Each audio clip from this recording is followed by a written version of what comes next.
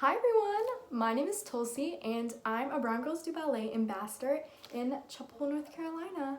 And I am so excited to be sharing one of my favorite all-time books with y'all today. I have been an ambassador for less than a year now. I'm a junior ambassador. And I love this organization so much, and I'm so excited that I get the opportunity to share something I love so much, dance books, with y'all. Does anybody here have a favorite ballet? Because I know I do. My favorite ballet of all time is the story of Coppelia. It's about a doll maker. There's a lot of love and some drama. It's such a pretty ballet. The music is amazing and I love the costumes.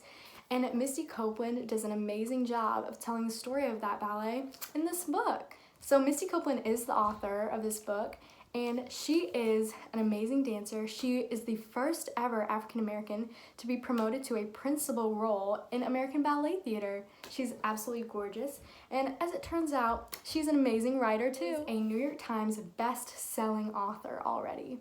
And Cedar Fiat-Zigbee is the illustrator of this book. As you can tell by the cover art, he's so talented. He was born and raised in Accra, Ghana. Ghana is a country in Africa. And as a little boy, he grew up loving to draw. And it's amazing to see that he lived out his dreams and became a freelance artist. Okay, everyone, get cozy. We are reading the book Bunheads by Misty Copeland, illustrated by Cedar Fiat-Zigbee. When Miss Bradley announced they'd be performing the ballet Coppelia for the recital, everyone in Misty's class shouted excitedly and gathered around to hear their teacher tell the story of Coppelia. Misty didn't know what Coppelia meant, and she was too shy to ask, especially since it was her first ballet class ever. So Misty took a spot on the floor, and before she knew it, she was completely entranced as Miss Bradley told the tale.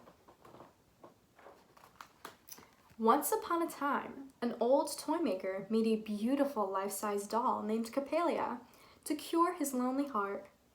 The doll was so pretty and looked so real that a boy named Franz fell in love with Coppelia at first sight, even though he'd already told Swanhilda he would marry her.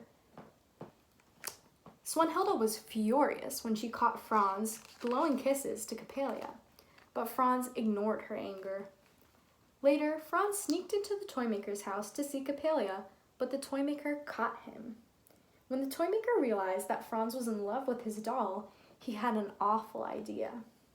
Maybe he could use Franz's love to turn Coppelia into a real girl. Lucky for Franz, Swanhilda had also sneaked into the toymaker's house out of curiosity, and she was still hidden inside. She overheard the toymaker's evil plan and decided to dress like Coppelia to confuse the old man. Once the toymaker believed that his doll had finally come to life, Franz escaped. After that, Franz realized what a fool he'd been and married Swanhilda. The two lived happily ever after.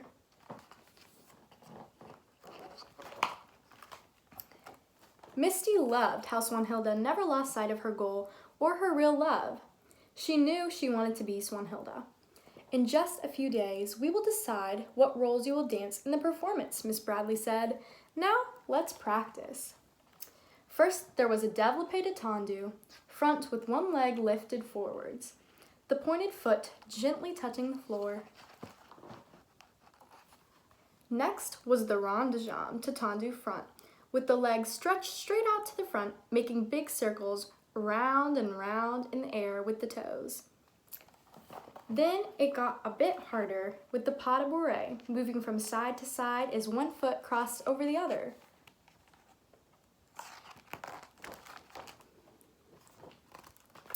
They had such fun with the soutenu as the young dancers twirled and spun in unison. Finally, the lesson ended with simultaneous pas de bourrée, again and again. Misty picked up the steps easily, falling only a half second behind the rest of the class.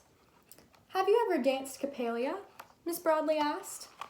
Misty shook her head, nervously replying, "I've never taken ballet before."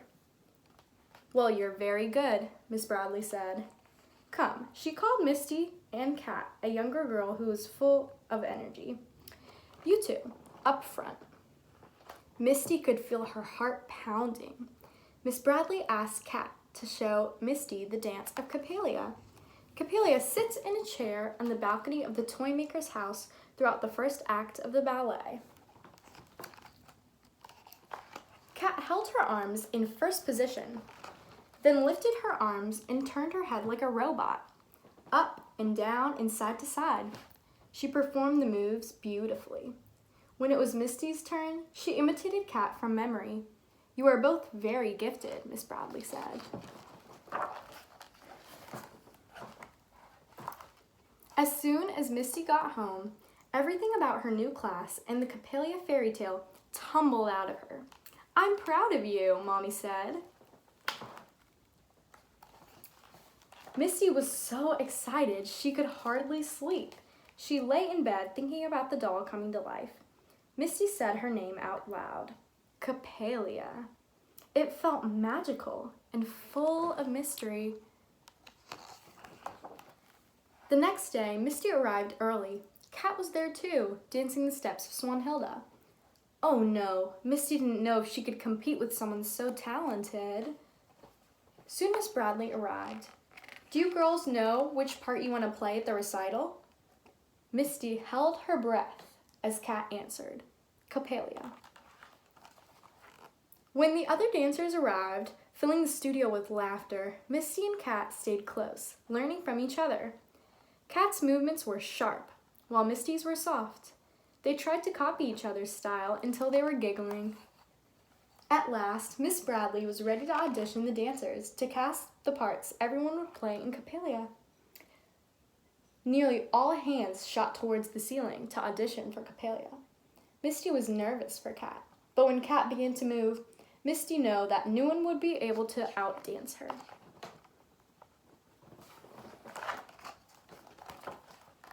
When it was time to dance the role of Swanhilda, Misty paired with a grinning younger boy named Wolfie, who was portraying Franz. Wolfie was on a mission to catch Misty's attention. The next day, Miss Bradley announced who would play what parts.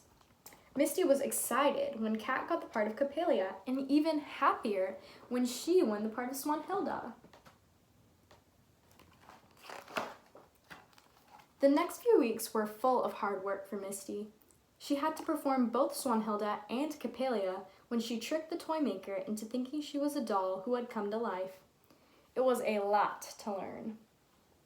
Watching Kat dance her parts with ease made Misty try harder. They inspired each other.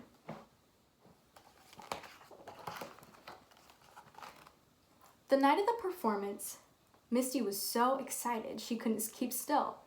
Staring up at the heavy red curtain, Misty felt a hand on her back. "You okay?" Kat asked. Misty nodded. "I'm ready." And then the curtain was rising up and away.